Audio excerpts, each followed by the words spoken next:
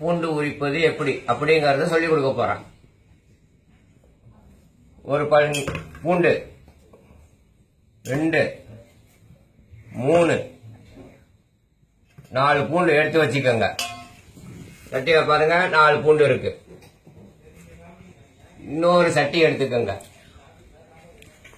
மூடுங்க. கைப்படாம இப்படிதான் பூண்டு உரிக்கணும். நல்லா குலுக்குங்க.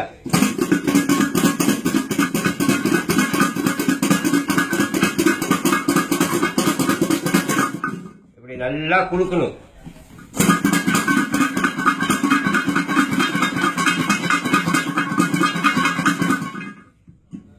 இப்படி நல்லா குலுக்கி லேசா மோந்து பாருங்க, வாசம் அடிக்கும்.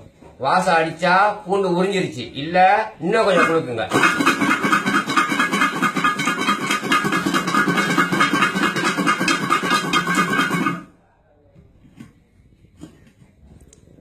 வாசம் அடிக்குது.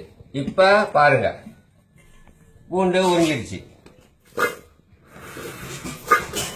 இப்ப பாருங்க, தோல் எல்லாம் மேல வந்துடும். தோல் எல்லாம் வந்துருச்சு. பூண்டை பாருங்க, அழகா உரிச்சாச்சு. கைப்படாம உரிச்சாச்சு பூண்டு. இப்படிதான் கைப்படாம பூண்டு உரிக்கிறது.